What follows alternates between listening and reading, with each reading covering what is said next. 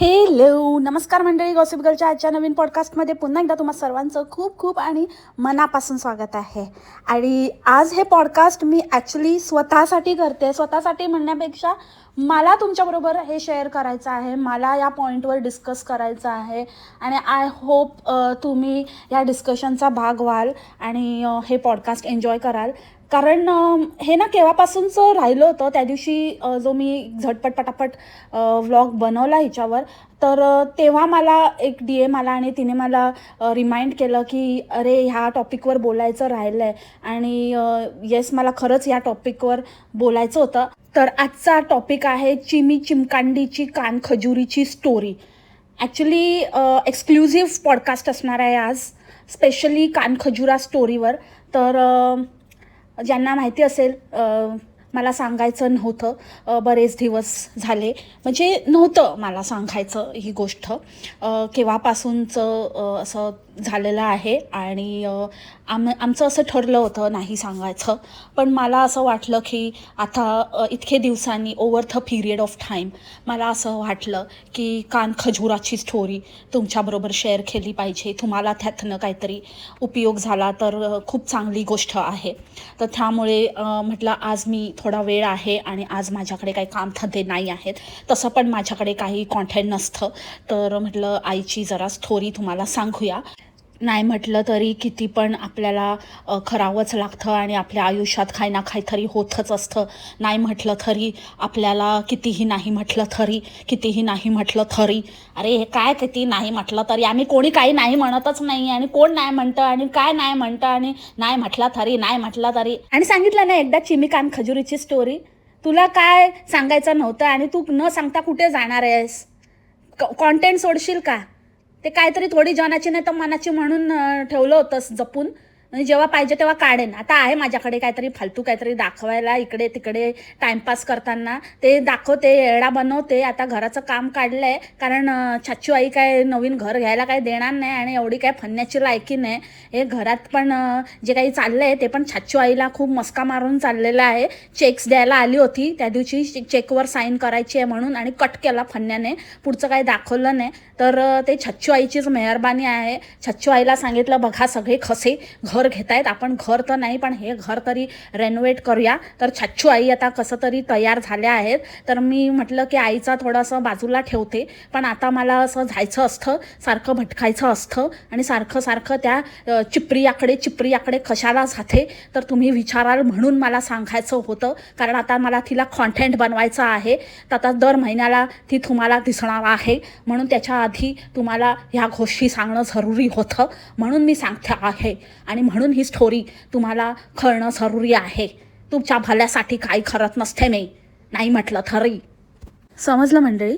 आता त्या चिप्रियाला हिला कॉन्टेंट बनवायचं आहे. आता तिला गिफ्ट देऊन मारणार, तिला काय ना लाडी गोडी लावणार. ही चिमकांडी पण काय कमीची नाही आहे, साळसूतपणाचा वांटे मोठी. एवढं पण काय वय नाही आहे, 60 पण नाही झाली असेल तिची अजून, पण कशी आहे बघा, नुसती कशी टेकली आहे अशी कडकी. आणि परत हिची बकवास चालू झाली, कधी काही होऊ शकतं. आपण ऐकतो की कुठला तरी तरुण मुलगा आज होता आणि उद्या नाही आहे, त्याला हार्ट अटॅक आला आणि असं झालं तसं झालं. तर आपण हे लक्षात घेतलं पाहिजे की आपण लक्ष दिलं पाहिजे आपल्या शरीराकडे. आपल्या शरीरात काय होत असतं आपल्याला माहीत नाही. आणि आता खरंच ना, आता असं पहिल्यासारखं राहिलं नाही आहे. आता अशी लाईफस्टाईल झाली आहे की आपल्याकडे लक्ष देणं, थोडं पण पोटात दुखलं तरी पण आपण लक्ष दिलं पाहिजे. असं नाही की आपल्या पोटातच दुखतंय ना, पोटातच नाही, पोटात दुखतंय तुमच्या. घोटात दुखायची वाट बघू नका. पोटात दुखतंय तरच जा. पोटातून गोटाकडे कधी जाईल तुम्हाला कळणार नाही. मला माहिती आहे, हा मी जवळून एक्सपिरियन्स घेतला आहे या गारघोट्या फणीचा. त्यामुळे तुम्ही अजिबात दुर्लक्ष करू नका. आणि दुसरी गोष्ट की आपण इतका खर्च करतो, दरवेळेला आपण पॉपकॉर्न खातो, मूवीवर खर्च करतो, पण डॉक्टरकडे आपण जात नाही. तर असं करू नका. इतका खर्च आपण पॉपकॉर्नवर करतो, पण डॉक्टरला आपण पैसे द्यायला विचार करतो. असा विचार करणं योग्य नाही आहे. असा विचार आपण नाही केला पाहिजे. अरे काय चाललंय भाई, कोण सांगतंय? ज्याच्या स्वतःच्या लाईफस्टाईलचे 12 वाजले आहेत, स्वतःच्या लाईफस्टाईलची काकी मावशी तात्या काका मामा एक केलेला आहे, ही बाई आता आली बकलोडगिरी करायला, मोठ्या लाईफस्टाईलच्या गोष्टी सांगते आणि असं आणि तसं राहायला पाहिजे आणि हेल्थी खाल्लं पाहिजे आणि मूव्ही काय, पॉपकॉर्न काय, डॉक्टर काय.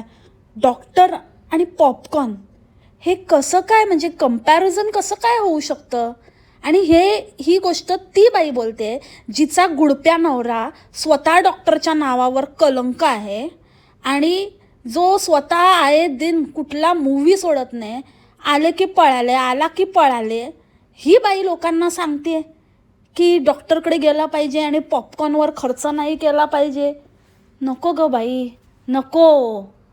तू जो आधी विचार केला होतास ना, तुला नव्हतं सांगायचं, तोच विचार एकदम परफेक्ट होता.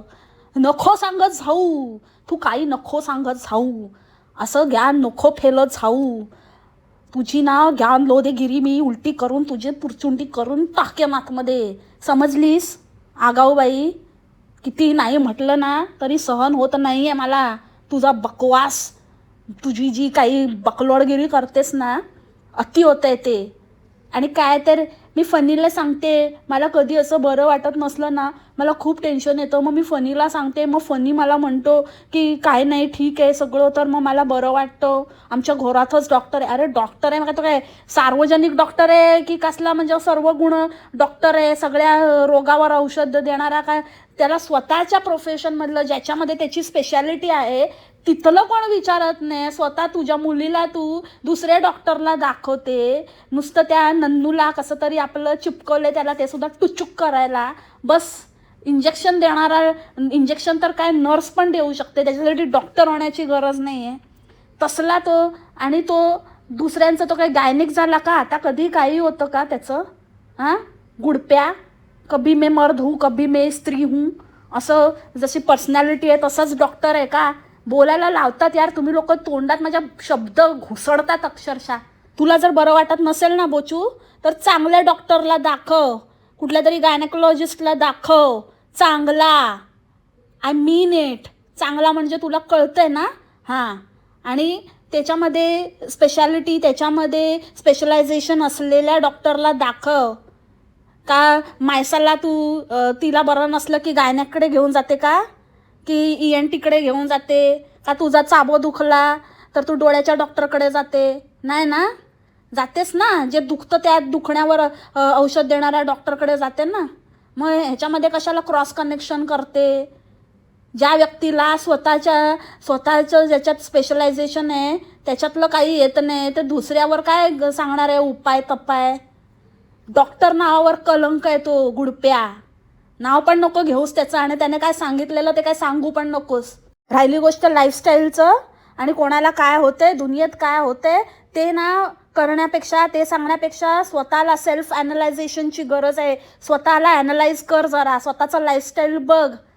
कोणतरी 11 वाजता येतं, त्याच्यानंतर मग गप्पा टप्पा, आणि मग मी 11:30ला आपण जेवूया आणि मग बाहेर जाऊया, घरात आईस्क्रीम असताना बाहेरून आणि आईस्क्रीम खाऊन येऊया. ही लाईफस्टाईल एक दिवस तुमचं रुटीन काही हे नसतं, व्यवस्थित नसतं. एक दिवस तुम्ही चांगला हेल्दी घालवू शकत नाही, एक टाइम टेबल फॉलो करू शकत नाही. आणि गप्पा बघा हिच्या मोठ्या सांगते की असं होतं आणि तसं होतं, आणि रोज 12 वाजता रोज बाहेर जेवायचं, रोज बाहेर खायचं. नाहीतर मग कधीतरी काहीतरी ते उसळीला पाण्यात टाकून काहीतरी ती उसळ बनवायची आणि ते खायचं. 1 टाईम ते खायचं, 2nd टाईम रात्रीचं बाहेर जेवायचं. नाहीतर मग घरी असेल तर घरच्या हेल्दी जेवणाला अनहेल्दीचा टच आणि द्यायचा. त्या दिवशी पावभाजी होती तर पावभाजी नाही, त्याच्याबरोबर भज्या तळायच्या होत्या हिला रात्रीच्या. आणि ही दुसऱ्यांना सांगणार की कसं जगायचं, कसं लाईफस्टाईल आणि काय. भाई गप्प बस हां. आणि बाप रे, त्या चिमेला काय झालं आहे त्याचं तर हिने पोस्टमार्टमच करून टाकलं. इतकं म्हणजे इतकं काय वाटेल ते वडवडत होती. कानाचा पडदा फाटला काय, तो शिवला काय, तो पडदा फाटला होता तर त्याला आता ते शिवायचं होतं, मग तो पडदा परत लावला. आणि मग काय हाडं सडली होती, हाडं खराब तुटली होती, मग ती हाडं आणि काय तोंडाच्या शिरा उघडल्या होत्या. काय काय म्हणजे कायच्या कायच सांगत होती. हाडं सडली काय, पडदा फाटलेला लावला काय, आणि तोंडाच्या शिरा काय उघडल्या होत्या. मग आता काय झालं? सगळं बंद झालं, पडदा बंद, बरोबर तोंडाच्या शिरा पण बंद झाल्या, आणि काय काय काय ती सडलेली हाडं पण हे झाली, परत रिस्टोर केली. म्हणजे ठीक आहे, काहीतरी असेल, कनेक्टेड प्रॉब्लेम असेल, किंवा असेल ते काहीतरी इयर इन्फेक्शन झालं असेल त्या चिमेला, मेजरवालं. पण आणि इट वॉज प्रोलॉंग्ड होतं ते, म्हणजे लहानपणापासून होतं म्हणे. आणि बोलते आम्ही वेळेवर, ह्याला वेळेवर म्हणतात? अगं बाई, आता तिची अर्धी लाकडं गेली, आता ही वेळ आली आहे. देवा, काय बोलायचं, काय बोलत होती, आणि ऐकावं ते नवल आणि बोलावं तितकं कमी रे बाबा. बोलेगा की बोलताय मंडळी, पण मी बोलेगाईच. आणि काय ते ॲक्सेंटमध्ये बोलण्यासाठी ना, ते इतकं, ते काय माहिती कुठल्या शाळेत जात होती. आणि त्या शाळेचं तर बाबा बघायलाच लागेल, शाळा हिची आणि ही. आणि त्याच्यात ते फुगीचं पण, तिचं पण ते एक राहिलं आहे. खूप मोठी ज्ञान देत होती त्या दिवशी बसून, की आम्ही दोघं एकच काम करतो, ते ह्याच्यातच आता मी कवर करून टाकते. 2 अतिहुशार बहिणी, म्हणजे त्या दोघी, एक आळसाड आणि मावसाड, आणि ही एक चिमी चिमकांडीने पण खूप मोठे कांड केले. चिमी चिमकांडीचे कांड म्हणजे या दोघी जणी, ही बोचू आणि फुगी. ती फुगी काय त्या दिवशी मोठी सांगत होती की मी आणि हा ढबी, आम्ही दोघं एकच प्रोफेशनमध्ये आहोत, आणि आता आम्ही तिचं बोचूसारखं का बोलते, आता आम्ही एकच काम करतो, आम्ही दोघं एकाच प्रोफेशनमध्ये. पण यांना रिअली म्हणजे मला असं सांगायचं की त्यावेळेला ना, म्हणजे मी एकदम हुशार, म्हणजे असे 90 वगैरे असं स्कोअर करणारी, असं म्हणजे खूपच हुशार असं ना माझा होता. आणि ढवी म्हणजे 45 असं त्याचं असायचं. आणि मग ते म्हणजे तो एकदमच ॲव्हरेज स्टुडंट होता, आणि मी एकदमच हुशार होते. पण आता आम्ही ना एकच हे करतो, एकाच पेजवर आहे, त्याचे एक्सपर्टीज वेगळे आहेत, माझे एक्सपर्टीज वेगळे आहेत. आणि मी ना कोर्टामध्ये असं चांगला आर्ग्युमेंट करते, दॅट इज माय स्पेशालिटी. आणि ढबीचं कसं असतं, ढबी आहे ना, तो क्लायंट खेचण्यामध्ये तो त्याची ती स्पेशालिटी आहे. पण moral of the story is, आम्ही दोघंही आता एकत्रच आहोत आणि एकच पण मला असं वाटतं की एवढं करून काय फायदा आहे, जर तुम्ही दोघं एकच असणार. तर त्याच्यामुळे मला असं वाटतं की ना, मुलींना आता आम्ही एवढं स्ट्रेस देत नाही आहोत. आम्हाला असं आहे की त्यांना ना प्रॅक्टिकल असं नॉलेज असं काहीतरी असणारी स्कूल असली पाहिजे. म्हणून आम्ही ना एवढी घाई नाही केली. भाई, मारो खोपडी तोड दो साली का. म्हणजे हिचं असं म्हणणं होतं की काही महत्त्व नाही आहे शिक्षणाला, कोणी सगळ्यांनी अशीच बकलोडगिरी करा, एंड ऑफ द डे अशीच बकलोडी करूनच तुम्हाला आम्ही आमचं पोट भरतोय, तर त्याच्यामुळे इट डझंट मॅटर. आणि लेट मी टेल यू फुगी, की 40% ॲव्हरेज नसतो. म्हणजे जर 40% तुझ्यासाठी ॲव्हरेज असेल, तर मग तू हुशार होतीस हे आम्ही मान्यच नाही करू शकत. कारण 35 is a just passing marks, below average म्हणतात त्याला, किंवा जस्ट पास, धक्का स्टुडंट. आणि तो आहेच तसा, त्याच्याकडनं काहीही होणार नव्हतं. तिथेही तो नुसता बापाने चेक दिले कुठल्या कॉलेजमधनं, आणि काय माहिती आहे ना, त्याची ख्याती पसरलेली आहे. तर काय केलं आहे ते जगजाहीर आहे, आणि तू पण तिथलीच. त्याच्यामुळे तुम्ही दोघांचं तू काही एक्झाम्पल वगैरे देऊ नकोस, ते तुमच्या मुलांपर्यंत ठीक आहे, काय त्यांची वाट लावायची ते लावा, पण लोकांना तुम्ही कुठलंही काहीही ज्ञान पेलायला जाऊ नका. आणि तुझी एक्सपर्टी ही आहे की तू आर्ग्युमेंट करते. आय एम जस्ट म्हणजे आय वॉज जस्ट वंडरिंग की ही कसं बोलत असेल. नाही डेट आहे, तुम्हाला ना असं नाही करायला, तुम्ही असं नाही करू शकत, तुम्हाला आम्हाला द्यायलाच लागेल ती डेट, म्हणजे क्लायंट माझी वाढ भेटते, मला पुढच्या वेळेला सुट्टी पाहिजे, मी असं नाही करू शकत. डाबी बघ ना कसे करतात जज साहेब, हे सगळं सुट्टी पाहिजे ना. आधी ना त्या घशात अडकलेली सुपारी थूक बाई, हिच्या तर म्हणजे लोकांच्या तोंडात म्हणतात ना सुपारी थूक दे, हिच्या तर घशात अडकली आहे, माहीत नाही काय. हिचं पण चेक करून घे ते चिमकांडी बरोबर. हिला पण ENT आहे ना, तिला दाखव हिचं टी. आणि दादा काय बघत नाही आहे, दादाने सगळं आमच्यावरच सोडलं, कारण दादा बिझी आहे आता. ह्या वेळेला पोरगा नाही झाला ना, तर आहे मग काय नाही, परत घेऊन जाणार कुठेतरी बोटमध्ये हलवायला. म्हणजे बोटमध्ये हलतं ना, बोट पाण्याने हलते, मग माणूस हलतो, मग स्त्री हलते, आणि मग असं हल्ले डुले मधून काहीतरी गुलगुले होतात. तसं आता झालं आहे ना, मग तर बिझी येतो. तर त्याच्यामुळे त्याने फुल सोडलं आहे त्या मुलीला. तुम्ही बघा, तुम्हाला देऊन टाकले त्याने. मोठा शहाणपणा सांगतो. याच्या घरात एकाहून एक नमुने आहेत. दादा पण काय कमीचा नाही, त्या बेटनाला पण काय पडली नाही आहे. आता तिच्याबरोबर मोठा स्कॅम झाला आहे. घेऊन गेला होता सिंगापूरला, चिंगोटी दिली तिला. या कमिंग बॅक टू बोचू. बोचूचं तर इंग्लिश बापरे, त्या ॲक्सेंटसाठी यर काय. आणि डॉक्टरांनी आम्हाला सांगितलं होतं, ते पण म्हणाले की आम्ही तुम्हाला गॅरंटी देऊ शकत नाही की तिचं इयरिंग परत येईल. इयरिंग परत येईल, मी विचार करते च्या मारी काढायचं ना ते इयरिंग्स. कशाला ते इयरिंग घालून कशाला ऑपरेशन हे केलं. म्हणजे मला वाटलं की काय माहिती, ह्यांना असं वाटलं असेल की असं लेझरने वगैरे होणार आहे, तर त्याच्यामुळे नसतील काढले. आणि नंतर मग तिचं कट करायला लागलं असेल, आणि म्हणून डॉक्टरने सांगितलं असेल की तिचं इयरिंग परत येणार नाही. नंतर मला कळलं की बोचूला हिअरिंग म्हणायचं आहे. हिअरिंग म्हणजे ऐकणं, तिची ऐकायची क्षमता परत येईल की नाही ते सांगू शकत नाही. अगं बोचू, हिअरिंग म्हणतात त्याला, हिअरिंग. इयरिंग काय असतं आणि यर काय असतं. इयर असतो तो. इयर काय, कुठल्या जमान्यात कुठल्या वर्षात आहेस तू, कुठल्या इयरमध्ये आहेस. येडी बोचू, द बोचूमॉन, बोचकुंडी. आता त्या दिवशी ते झालं, मग त्या दिवशी काय लड्डू घेऊन गेली होती. आणि आता काय आता परत गेली तर आता झुणका, भाकर, कांदा पण घेऊन गेली बाई.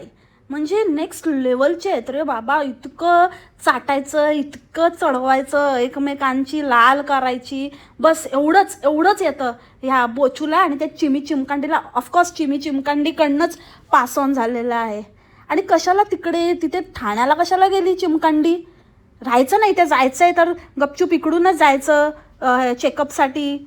मग तिला तिकडे ठाण्याला यायला लागलं. मग ठाण्यावरून हिला उचलणार आणि मग BKCला जाणार. आणि त्या डॉक्टरच्या पार्टवर पण किती अनप्रोफेशनल आहे. चला तुमचे घरचे कोणतरी आहेत, तुमचे सिबलिंग आहे किंवा तुमची स्वतःची आई, सासू सासरे असं कोण आहे जे एकाच घरातले आहेत, तर ते तुमच्या घरी वगैरे येत आहेत, गोष्ट वेगळी आहे. पण हे कोण मित्र मैत्रिणी आणि त्यांच्या फॅमिली, त्यांच्या ह्याला तुम्ही घरी बोलवून ते ट्रीट करतायत, ते शूट करतायत, त्याचं vlog बनवतायत.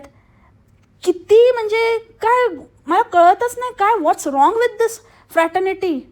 And especially these people, हे जे म्हणजे फनीचे जे काही सो कॉल्ड फ्रेंड्स आणि जे काही फॅमिली आहेत ते, म्हणजे ते डॉक्टरचा जोक झाला यार. आणि कुठल्याच अँगलने तीही बिझी वाटत नाही आहे. ती पण एकदम रिलॅक्स असते, टाईमपास करत असते, वेळ असतो. म्हणजे कुठलाच डॉक्टर यांच्या याच्यामध्ये ही म्हणते की ते एकदमच काहीतरी अशी चांगली अशी प्रसिद्ध आणि एकदम एक्सपर्ट डॉक्टर आहे. पण एकदम मस्त आरामात असते, मस्तपैकी गप्पा टप्पा मारायला आणि टाईमपास करायला घरी बोलवून एकदम मस्त पाहुणचार. म्हणजे ती नाही करत, घेते पाहुणचार दुसऱ्यांकडनं. वा, सही आहे. आणि तो तिचा नवरा, माय गॉड, म्हणजे तो मेंटल हेल्थ कोच आहे आणि ते हेल्प करतो. मला असं वाटतं ही नीड्स मेंटल हेल्प. कारण ज्या प्रकारे तो ह्यांची तारीफ करत होता आणि एशियाज काहीतरी लीडिंग कपल आणि काहीतरी एवढं फालतू, म्हणजे इतकं कसं काय लोकांना काय, हा जो माणसंच ओळखू शकत नाही, ज्याला समजत नाही आहे की जास्त शाणा बनतो का काय माहिती. बट ज्यांना मेंटल हेल्थवाल्याला हा समोरचा, म्हणजे इन शॉर्ट थोडंसं सायकोलॉजीशीच संबंध येतो ना त्यांचा. जो माणसं अशी ओळखू शकत नाही, ह्यांचा धूर्तपणा ज्याला कळत नाही, तो काय हेल्प करणार आहे. आणि हा फन्या सांगते की त्याच्याकडे आम्हाला नको, तुला गरज आहे, तू जा आणि काही कर, जरा तुझं चेक करून घे. कसं काय म्हणजे मी डॉक्टर बनलो आणि कसं काय मी एक ड्युअल पर्सनॅलिटी आहे. आणि त्या मेंटल हेल्थवाल्याला पण मी सांगेल, ह्याची जरा या फन्याला चेक कर आणि जरा सांग आम्हाला खूप मोठा प्रश्न पडला आहे, असा कसा हा वेगळा आगळा. आणि इतके वेळेला ते वालाचं भिरडं त्याचं, आणि ते काय घेऊन गेली तांदळाची भाकरी, त्याचं इतकं वेळेला सांगितलं असेल, इतकं फिरून कौतुक केलं असेल 10 वेळा. शेवटपर्यंत सांगत होती, खा बसून खा, अंडा द ट्री खा, अंडा द ट्री. आणि तुम्ही कसा खांदा, म्हणजे is it even a point of discussion और अ टॉपिक ऑफ डिस्कशन की तुम्ही कांदा कसा खाता. कसा खाता म्हणजे? ह्याच्यावरनंच त्या माणसाला कळलं पाहिजे की काय लायकीची आहे ही बोचुडी. ही काहीही करू शकते, काहीही बोलू शकते येड्यासारखं. तिला काय टाइमपास करायचा आहे आणि हिच्यापासनं ना जरा लांब राहा. हिच्या जास्त नादाला लागू नका, संगतीचा असर होतो.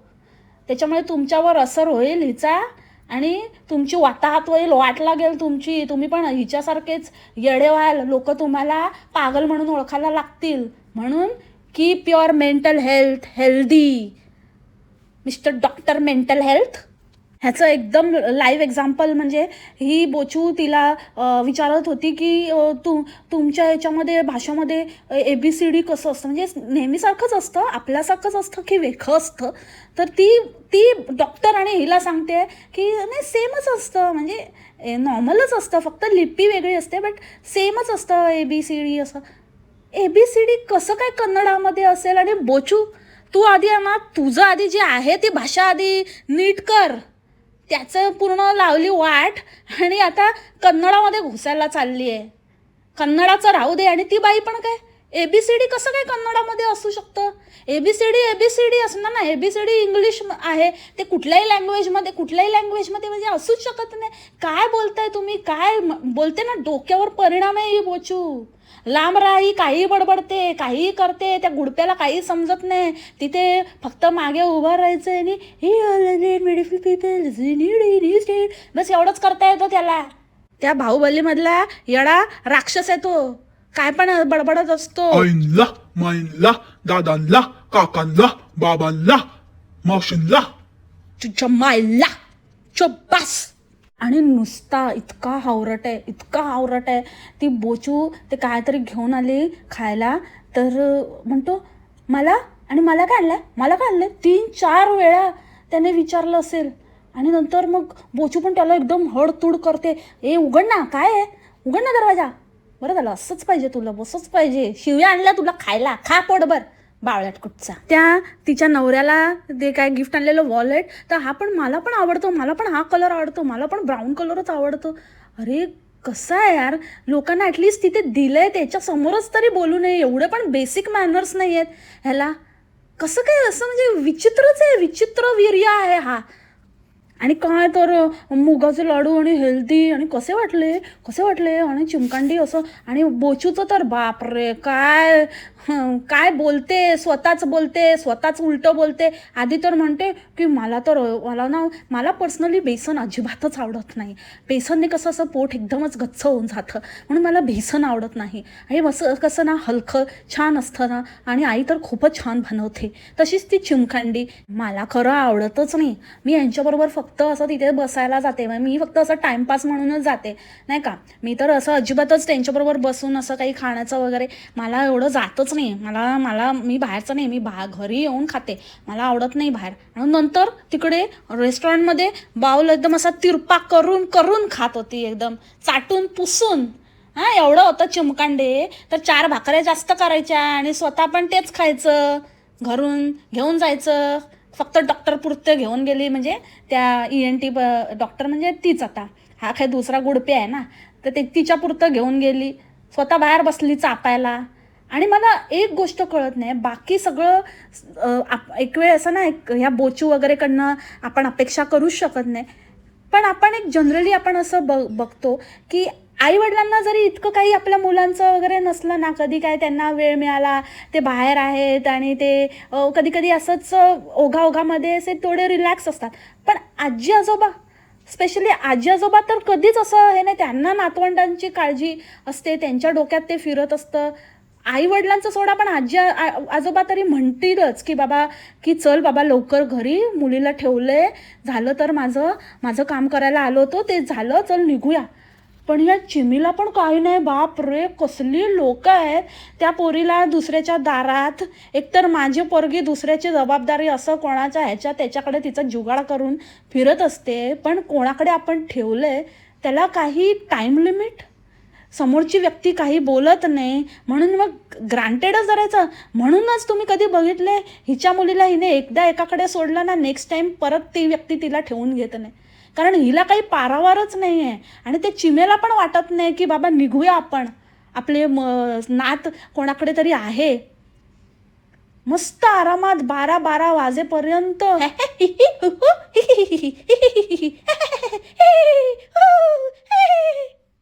लाज कशी नाही वाटत.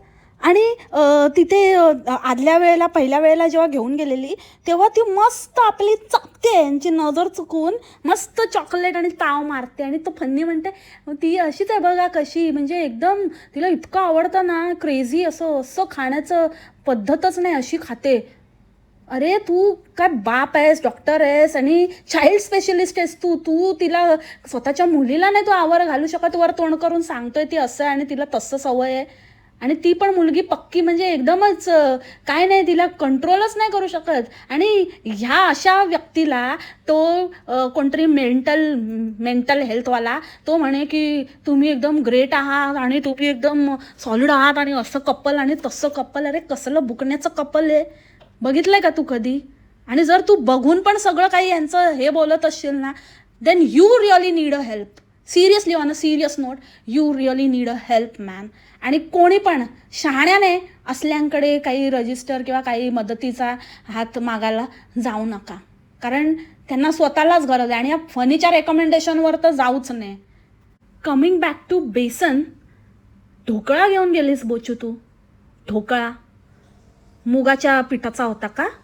ढोकळा, ढोकळी, भोंगळी, बोचू, द बोचूमॉन, बागाबॉय, पिरियड.